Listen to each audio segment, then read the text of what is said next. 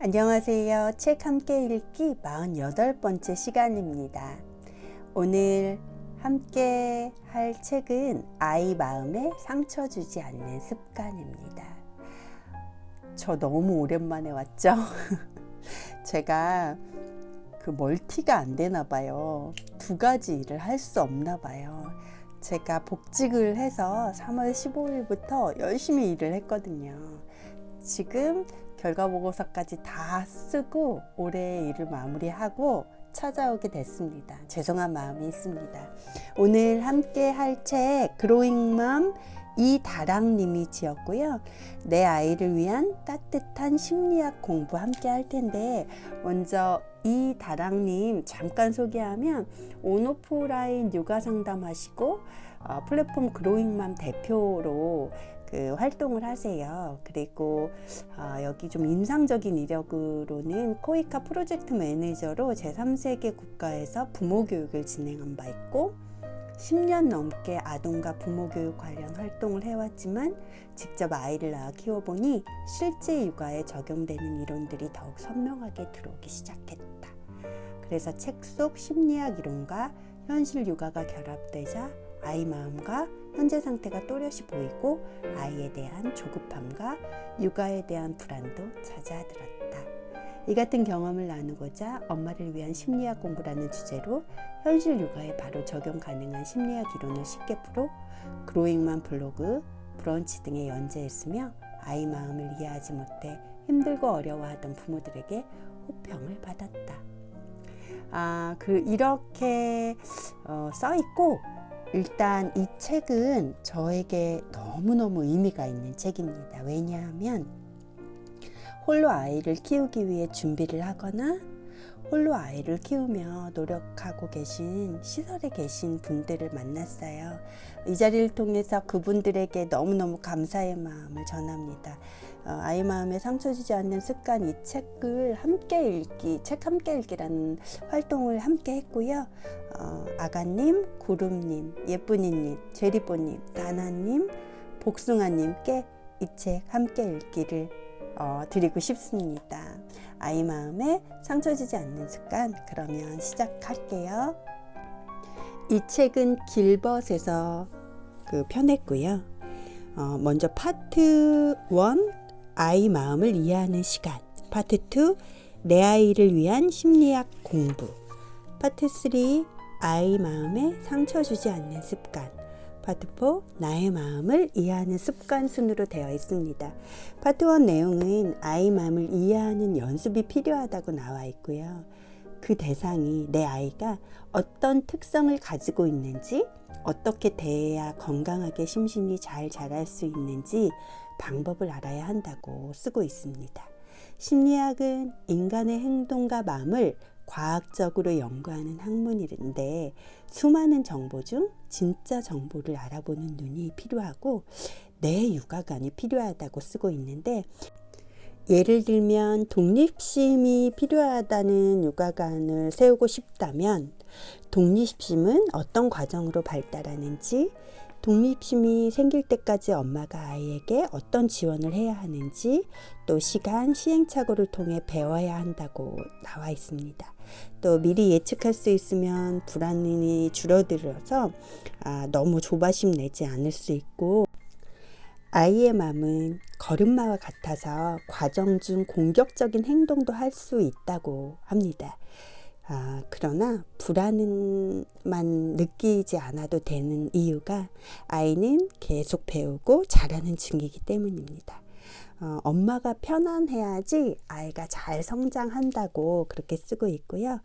그러려면 탄탄한 지식이 필요한데 스스로 무언가 구분하고 결정해야 한다고 나와 있습니다. 그 어떤 전문가보다 아이의 전문가는 나라는 사실을 잊지 말고 당당하게 아이와 함께 좋은 시간을 보내라는 내용이 파트 1에 나와 있습니다. 파트 2는 내 아이를 위한 심리학 공부인데, 책 내용을 좀 읽어드릴게요. 인상적이었던 부분 읽어드리겠습니다. 1강 아이의 마음 발달이란 발달을 알면 아이가 보여요에서는 육아에는 답이 없다라고 말하면서 사실 아이의 성향과 엄마나 아빠의 성향에 따라 그리고 아이를 키우는 다양한 환경에 따라 육아는 다양한 상황으로 흐를 수 있어요. 그 상황에서 육아에 답이 없다고 생각하면 마음은 조금 편해지기도 하죠 라고 쓰고 있고, 그러나 육아에 답이 없어라는 말을 기본도 필요 없어라는 의미로 해석하면 안 돼요. 아이를 키울 때 딱 맞는 틀에 넣을 수는 없지만 기본적으로 아이는 어떻게 발달하는지 알아야 해요. 발달이란 무엇일까요? 발달은 부모들에게 꽤 익숙한 단어지만 발달이란 수정에서 죽을 때까지 전 생애를 통해 신체적 기능이나 심리적 기능에 있어 한 개인에게 일어나는 변화라고 말합니다. 신체적 기능과 심리적 기능은 한 개인에게 일어나는 변화, 이건 꼭 알아둬야 될 것 같아요. 사실 아이는 계속 발달하는 중이에요. 눈에 확 띄지 않아도 감정이나 언어 발달처럼 중요한 영역들이 부지런히 성장하고 있어요 라고 설명하면서 아이에게는 아직도 남은 발달 과정이 많고 여전히 그 과정 중에 있기 때문에 미숙해요. 아이는 당연히 미숙하고 지금 순간에도 계속 발달하고 있다는 것을 반드시 기억해야 해요. 발달의 정의에서 볼 수 있듯이 발달은 수정체가 만들어지는 순간부터 죽음에 이를 때까지의 전생의 모든 과정에서 일어나는 거니까요. 대부분의 발달은 꾸준히 이루어지고 있는 연속적인 과정이라고 봐야 해요. 게다가 이 발달의 정의는 아이에게만 해당되는 게 아니에요. 부모인 우리도 지금 이 순간 계속 자라는 중이에요. 그러니 아이뿐만 아니라 부모라는 역할을 막 시작한 우리도 부족하고 미숙할 수 있는 거죠. 개인의 삶에서 부모 역할을 해야 하는 시기를 이제 막 시작했을 뿐이니 당연히 부모로서는 성숙하지 않을 수 있고 원하는 만큼 완벽하지 않을 수도 있어요. 그리고 아이 키우기가 어려울 수도 있죠. 발달의 의미를 떠올려 보면 부모인 나 자신과 아이의 미숙함을 덜 불안해하며 바라봐도 되지 않을까 하는 생각이 들어요 라고 씁니다. 아이는 정해진 순서로 자라요 부분은 발달의 원칙은 여러 가지가 있는데 우선 두미 발달의 원칙에 따라 신체의 경우 머리가 먼저 발달하고 점차 팔다리 등 아래쪽 신체가 발달해요. 또한 근원 발달의 원칙에 의해 안쪽의 중심부부터 점차 바깥의 말초신경 쪽으로 발달이 되지요. 아이의 신체 발달은 대근육같이 큼직큼직한 것에서부터 점차 소근육이 발달하는 순서를 거치게 됩니다. 언어 발달도 마찬가지예요. 아이는 의사소통 수단으로 가장 먼저 울음을 사용하다가 옹알이를 하는 언어 이전 시기를 거쳐 점차 한 단어 시기, 두 단어 시기로 발달. 기본 원리 첫 번째는 순서는 있지만 아이마다 속도는 달라요. 발달의 기본 원리 중 하나는 발달의 순서는 있지만 아이마다 그 속도는 모두 다르다는 거예요. 모든 아이들을 하나의 선 안에 하나의 기준으로만 줄 세워 발달이 빠르다고 좋아하거나 발달이 느리다고 걱정하는 것은 불필요한 비교가 될 수 있어요. 보이지 않는 인지와 정서 발달을 체크하기 위해 다양한 모습을 관찰해야 한다는 걸 잊지 마세요. 기본 원리 2, 발달의 민감기라는 골든타임이 있어요. 발달에도 민감기가 있다는 사실이에요. 예를 들면 애착 형성도 이 골든타임을 잘 이용할 수 있어요. 보통 생후 1년은 애착 형성에서 가장 중요한 시기라고 하지요. 그래서 아이가 태어난 후 1년 동안 주 양육자인 부모는 아이와 안정적으로 애착을 형성하기 위해 노력하는 것이 좋아요. 아이와의 스킨십, 놀이를 통한 상호작용, 많은 대화, 그리고 신뢰가 두터운 양육 태도를 지속해 애착을 보완할 수도 있고 때로는 놀이치료 등을 통해 보다 적극적으로 아이와의 관계를 개선할 수도 있어요. 나아가 성인이 된 후에도 안정적이고 믿음직한 인간관계를 만들고 나면 그동안의 불안정했던 애착이 안정적으로 보완되기도 해요. 기본 원리 세 번째, 타고나는 것과 자라는 환경 모두 중요해요. 부모가 발달에 대해 잘 알고 있고 건강한 육아관을 가지고 있으며 아이와 유의미한 상호작용을 해주는 등 모든 것들이 아이에게 가장 안정적이고 좋은 환경이 되어주지요. 이렇게 쓰고 있고, 아이는 타고난 유전적인 요인 위에 환경적인 요인이 더해지며 성장한다는 것을 잊지 마세요. 앞으로는 아이가 어떻게 성장하는지, 성장하며 어떤 변화를 만나고 왜 그런 변화가 발생하는지, 부모로서 바람직한 반응은 어떤 것인지 등을 심리학에서는 어떻게 바라보았는지 살펴볼게요. 그래서 2강에서 아이 발달을 바라보는 3가지 관점을 말하고 있습니다. 먼저 문제 행동의 원인부터 알아야 돼요 라는 내용으로 아이의 심리를 바라보는 다양한 관점에 대해서 말하고 있습니다. 아이가 손가락을 빨아요. 어떻게 해야 할까요? 아이가 아빠만 보면 울어요. 어떻게 해야 할까요? 아이가 자다가 갑자기 자지러지게 울어요. 어떻게 해야 할까요? 부모들이 가장 많이 하는 질문이 바로 어떻게 해야 할까요? 예요. 아이의 특정 행동에 어떻게 대처해야 하는지, 지금 내가 하고 있는 방법이 옳은 건지 가장 궁금해해요. 이 중 3번째 관점, 인지 발달 이론을 좀 설명을 드리자면, 아이들은 이미 잘 자랄 수 있도록 프로그래밍 되어 있기에 어른인 우리가 할 일은 이러한 과정에 지나치게 적극적으로 개입하거나 일일이 가르치려 들지 말고 아이의 주도적인 성장을 지켜보며 지지적인 반응만 해주면 충분하다고 이야기하지요. 아이는 가르칠 대상이 아니라 스스로 자라는 존재래요 라면서 정서와 인지 발달에도 모든 순서가 있으며 그 과정 중에 일시적으로 불안한 상황도 당연히 발생할 수 있다고 보고 있어요. 다소 이상적으로 들릴 수도 있지만 아이의 잠재력을 믿어주고 아이의 흥미와 관심을 중요하게 생각한다는 점은 아이의 건강한 발달뿐만 아니라 육아에 대한 부모의 부담감을 덜어준다는 면에서도 긍정적이라고 볼 수 있어요.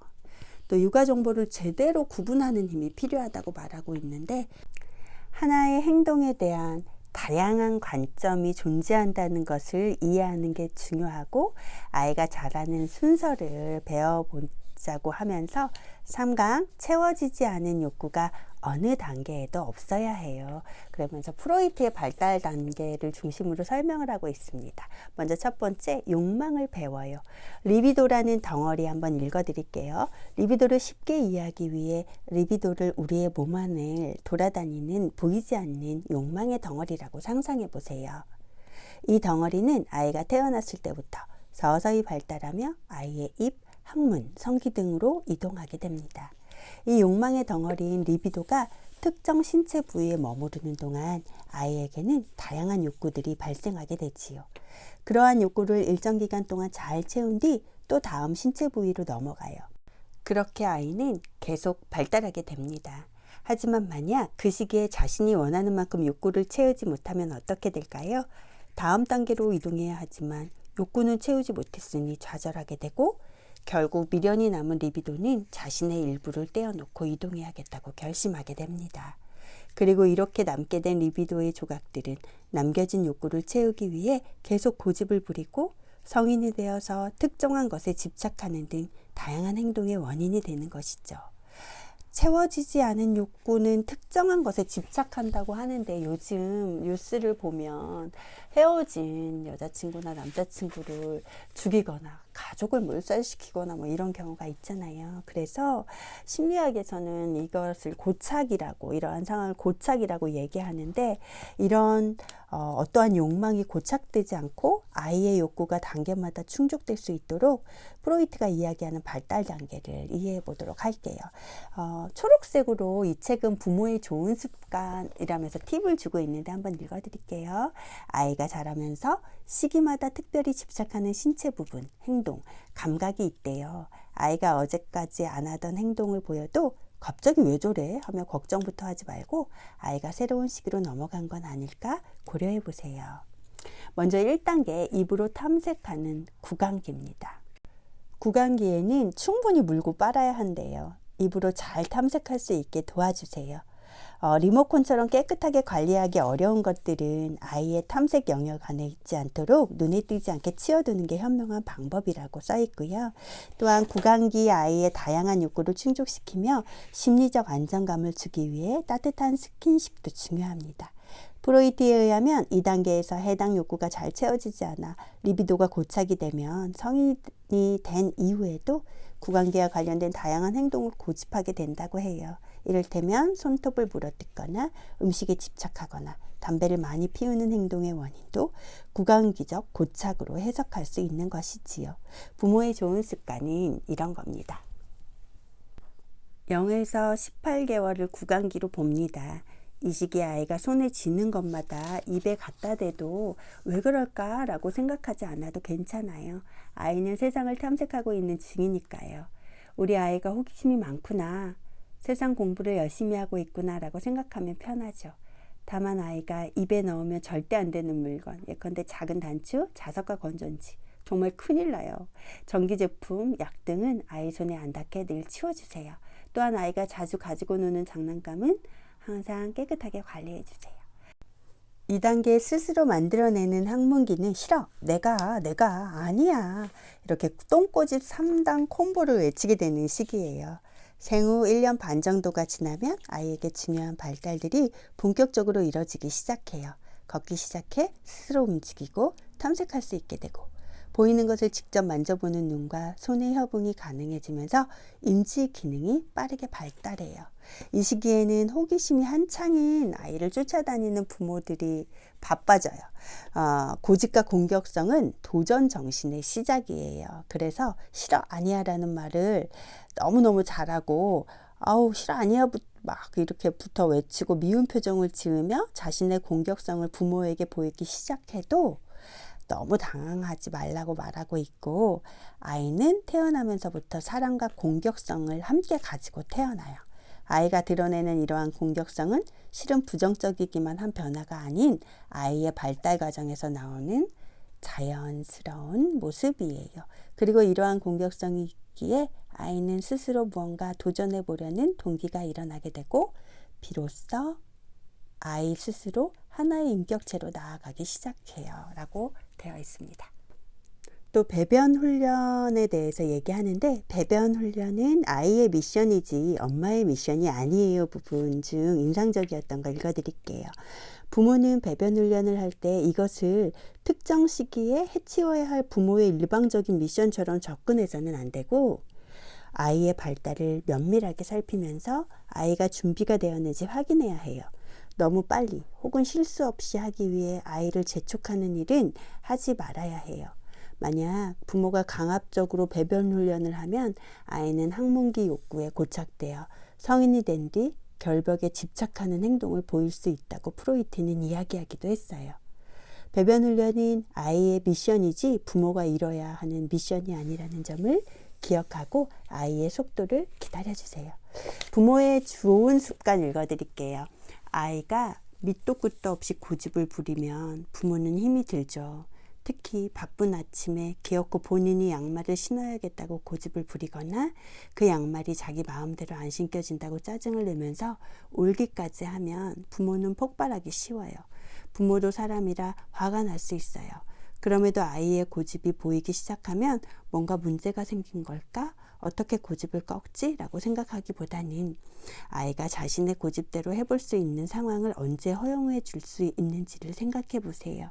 예컨대 아침에 양말을 신는 게 미숙해서 시간도 오래 걸리고 힘이 든다면 오늘은 마음에 드는 양말과 모자를 골라볼까? 대신 엄마가 양말은 신겨줄게처럼 허용 범위를 제한해 보세요. 고집은 아이가 하나의 주체로서 건강하게 잘 자라기 시작했다는 좋은 증거라는 걸 잊지 마세요. 하나의 주체로서 건강하게 잘 자라기 시작했다는 증거, 좋은 증거라는 거, 그리고 아이의 속도 중요하다는 거 잊지 마세요. 다음 3단계, 부모도 아이도 힘든 남근기예요. 남자와 여자를 구분하기 시작해요 중 읽어드릴게요. 아이가 성기를 만지는 것은 성적 행동인 자유행위라기보다는 자신의 신체에 대한 관심 때문에 촉발된 행동을 통해 우연히 느끼게 된 쾌감을 반복하는 것이라 볼 수 있어요. 마치 장난감을 가지고 노는 것처럼 즐거운 놀이일 뿐인 것이죠. 따라서 아이가 성기를 만지는 행동을 보일 때 심하게 혼을 내거나 겁을 주면 안 된다고 많은 전문가들이 말해요. 단순한 호기심의 표현이고 즐거운 행동을 했을 뿐인데 과하게 혼이 나면 아이에게는 오히려 여러 문제가 발생할 수 있어요. 아이들은 부모에게 혼날까봐 불안해하면서 성기를 만지기 때문에 원하는 즐거움과 만족을 얻지도 못하고 부모 몰래 숨어서 만지는 등 오히려 성기에 더 집착하게 되는 결과로 이어질 수 있어요. 그래서 이 경우 다른 즐거운 것을 경험할 수 있도록 부모가 대화를 걸거나 재밌는 신체 활동, 흥미로운 장난감 등으로 자연스럽게 아이의 관심을 바꿔주는 것이 좋아요. 그리고 또 이때는 나는 엄마랑 결혼할 거예요 라는 그 프로이트가 남근기에서 중요하게 이야기하는 것 중 하나, 오이디푸스 컴플렉스. 이 오이디푸스 컴플렉스는 그리스 신화에 나오는 오이디푸스 이야기에서 유래했지요. 라이오스 왕과 왕비 사이에서 태어난 왕자인 오이디푸스는 아들이 자신을 죽이고 아내를 뺏는다는 예언을 믿은 아버지 때문에 버림을 받게 돼요. 하지만 가까스로 살아남은 오이디푸스는 이웃나라의 왕자로 성장하게 되고 결국 신탁의 예언대로 아버지를 죽이고 왕위에 올라 자신의 어머니와 결혼하게 됩니다. 프로이트는 아이가 동성의 부모와 경쟁하며 갈등하다가 결국 자신의 한계를 깨닫고 동성의 부모처럼 되고자 동일시하는 과정을 오이디푸스 컴플렉스라고 설명했어요. 이 시기 아이가 오이디푸스 컴플렉스를 경험하고 극복하며 점차 자신의 성역할에 대한 동일시를 만들어가는 것이 건강한 발달이라고 보았죠. 실제로 아이들이 남근기를 보내면서 겪는 여러 에피소드를 접하다 보면 꼭 동일한 성을 가진 부모에게만 국한되는 개념이라기보다는 아이가 엄마와 아빠 사이를 저울질하거나 엄마 아빠 사이에서 갈등을 유발시키는 등 다양한 형태로 오이디푸스 컴플렉스가 나타나는 것을 보게 돼요. 그 전까지는 아이가 주양육자와 1대1로 관계를 맺다가 엄마 아빠 나의 삼각관계를 처음으로 경험하게 되는 상황이니까요. 어찌되었건 프로이트의 남근기 단계에서 부모 사이에서의 갈등은 아이의 정상적인 발달 과정으로 볼 수 있답니다. 내가 최고 잘난 척의 산을 넘는 시기가 또 남근기예요.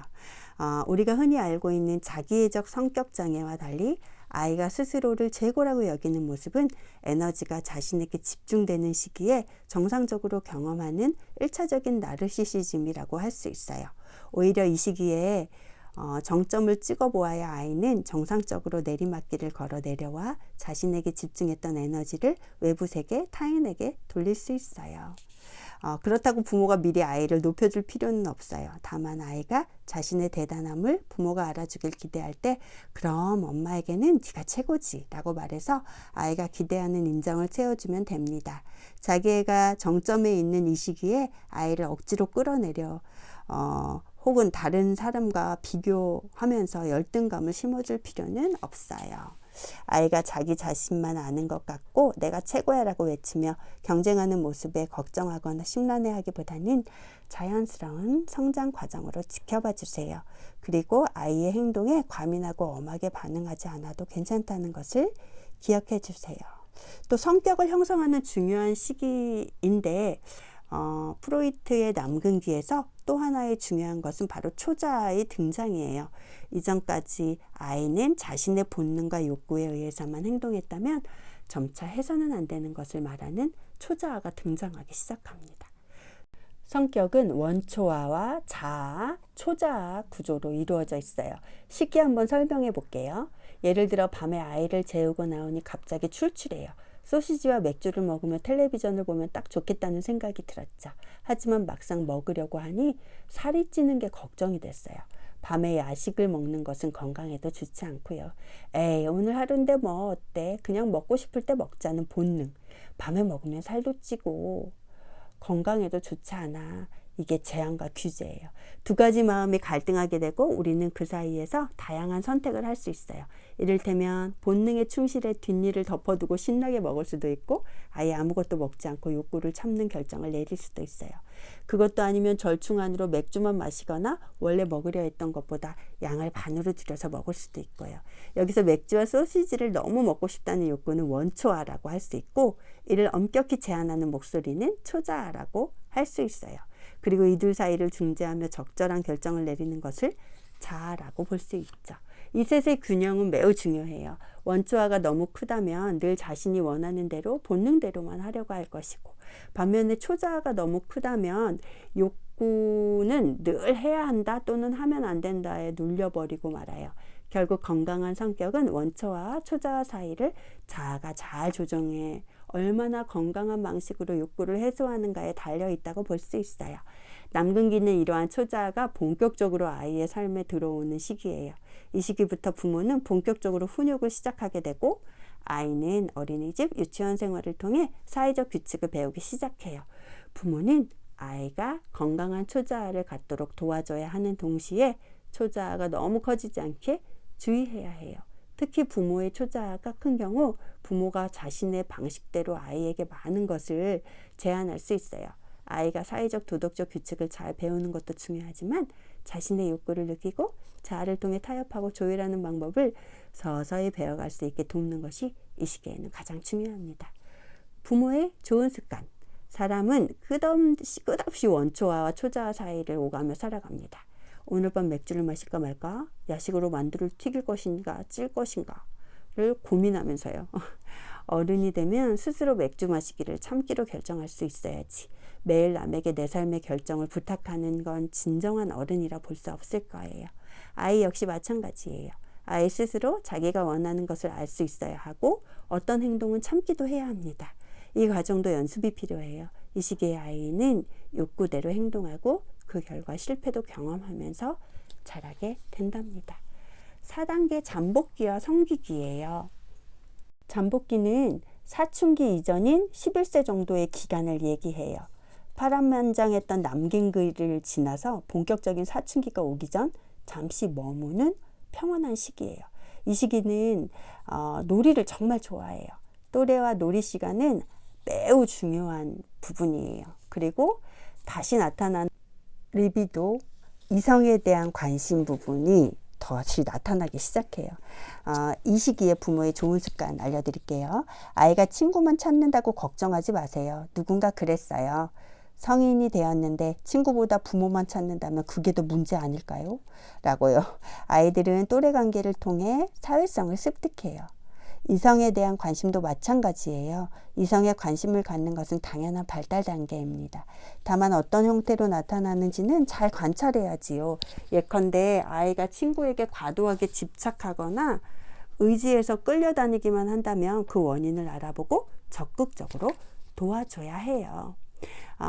정리를 하자면 출생부터 1세가 구강기고요. 1세부터 3세 학문기, 3세부터 6세 남근기, 6세부터 11세 잠복기, 11세 이후가 생식기예요.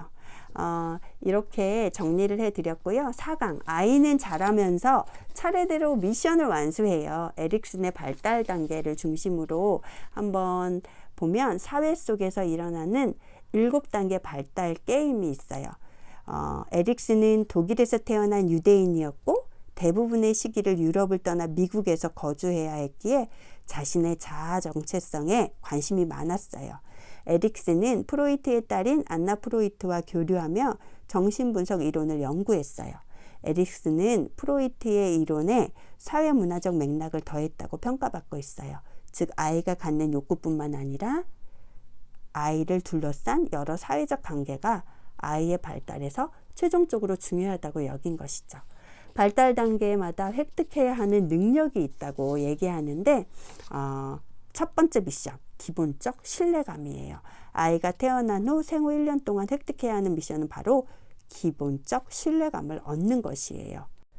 나 자신과 다른 사람에 대한 신뢰감, 즉 나는 참 괜찮은 사람이고 세상 다른 사람도 참 좋구나라고 느끼는 게 중요해요. 이것은 애착과 비슷한 맥락이라고 생각해도 돼요. 아이와 애착을 형성하는 것이 생후 1년간 가장 중요한 일이라는 것을 대부분의 부모들은 잘 알고 있어요. 그래서 부모들은 아이에게 최선을 다해 반응하고 헌신해요. 그런데 때로는 애착의 의미를 정확하게 몰라서 부모들은 고민하고 죄책감을 느끼기도 해요. 아이가 부모와 헤어질 때마다 너무 심하게 울 때, 반대로 아이가 부모와 헤어지는데도 시큰둥할 때, 아이가 위험하고 걱정스러운 행동을 할 때, 아이가 친구만 너무 좋아할 때, 아이가 또래 관계에 관심이 없다고 느껴지는 상황에서 부모들은 애착이 잘 형성되지 않아서 그런 걸까 걱정하며 아이와 자신 사이의 애착을 의심하게 되지요. 이때 아이와의 애착 형성은 중요하지만 엄마 스스로 지나친 죄책감에 괴로워하지 않으려면 애착을 통해 얻어지는 기본적인 신뢰감에 대해 정확하게 알아야 해요. 애착이란 아이가 태어난 후 인생 초기에 특별한 누군가와 갖는 친밀한 정서적 유대감이에요. 그 특별하고 안정적인 관계를 통해 아이는 자기 자신과 세상, 타인에 대한 안정감을 얻게 돼요. 그래서 아이가 애착을 안정적으로 형성해야 이후 아이의 모든 발달 영역이 건강하게 자랄 수 있어요. 그러려면 기본적 신뢰감이 쌓이는 과정을 알아야 되는데, 아이는 그 엄마 뱃속에 있는 장면을 먼저 생각해 볼게요. 자궁안은 너무 완벽한 곳이에요. 아이에게 배가 고플 틈이 없이 탯줄을 통해 영양이 공급되고 대소변을 누워도 찝찝하지 않아요. 엄마의 몸 안에서 알아서 처리가 돼요. 온도도 완벽하고 졸리면 언제든 편안하게 잘 수도 있어요. 그런데 세상에 태어나는 순간 이 모든 안정적인 환경이 갑자기 사라져요. 마치 어린 왕자가 낯선 지구에 불시착하듯 아이에게 바깥 세상은 낯설고 힘든 경험으로 가득해요. 모든 게 완벽했던 자궁과 달리 배가 고파도 바로 해결이 안 되고 기저귀도 내내 차고 있어야 돼요. 모든 것이 불편하기만 한 아이는 울음을 통해 부모에게 적극적으로 자신의 감정과 요구를 표현해요. 그리고 아이와 모든 일과를 함께하는 주 양육자는 아이가 울음으로 무언가를 요구할 때마다 필요를 충족시켜주기 위해 노력해요. 그런데 갓난아이는 엄마나 아빠라는 타인의 존재를 인지하지 못해요. 그렇기 때문에 울고 난 뒤 요구가 채워지면 엄마가 채워줬구나, 아빠가 안아줬구나 라고 생각하는 게 아니라, 우와, 내가 원하니까 다 되네, 나는 정말 짱인가 봐 라고 느끼게 되지요. 이 경험이 반복되면 아이가 나는 정말 괜찮은 사람이구나 라고 느끼며 스스로 신뢰감을 형성해 갑니다. 그리고 더 나아가 나에게 이렇게 잘해주는 세상은 정말 안전하고 좋은 곳이구나 라는 세상에 대한 안정감까지 쌓게 되고요. 이 기본적인 신뢰감은 아이가 앞으로 맺게 되는 모든 관계를 바라보는 프레임이 되어줍니다. 나 자신과 세상에 대한 신뢰감이 든든하니 다른 모든 것을 대할 때도 두려워하지 않고 믿고 접근할 힘이 있는 것이죠. 기본적 신뢰감이 쌓아지는 과정은 아이가 아무리 울고 불고 불쾌감과 불편함을 호소해도 외부에서 반응이 오지 않고 그대로라면 아이는 자신의 요구를 들어주지 않는 양육자를 원망하는 것이 아니라 이런 것들을 스스로 못 해내는 자신을 원망하게 돼요. 이런 것들이 쌓이다 보면 나는 능력이 없나 봐, 나는 별로인가 봐 라고 느끼게 되고, 나아가 세상은 정말 차갑고 믿을 수 없는 곳이야 라고 생각하게 되는 거죠. 이 불신의 프레임은 이후에 아이가 맺는 모든 관계와 세상을 바라보는 시각에 영향을 줘요. 그래서 아이의 요구에 대해 부모가 얼마나 민감하게 반응하느냐가 아이의 기본적 신뢰감을 형성하는 데 매우 중요하다는 것을 꼭 기억해야 돼요. 부모의 좋은 습관 읽어드릴게요. 아이의 수면과 수유 습관을 바로잡아주는 것도 중요하지만 이 시기에 가장 중요한 것은 세상에 대한 기본적 신뢰감을 쌓는 것이라는 점을 기억해 주세요. 아이가 불편함을 느끼고 그것을 호소할 때 습관을 잡는다는 이유로 주 양육자의 반응이 더디기만 한다면 아이에게 자신과 세상에 대한 불신이 생길 수 있어요. 수면 교육이나 수유 습관을 잡는다는 것은 부모의 마음에 부담을 주지 않는 범위 내에서 아이의 반응을 살피며 진행하는 것이 건강한 방식입니다. 오늘은 여기까지 할게요. 두 번째 미션 자율성을 가지고 다음 시간에 오겠습니다. 너무 늦게 오지 않을게요. 긴 시간 함께 해주셔서 감사합니다. 아이의 마음에 상처 주지 않는 습관을 갖기 위해 노력하는 부모들이셨으면 좋겠어요.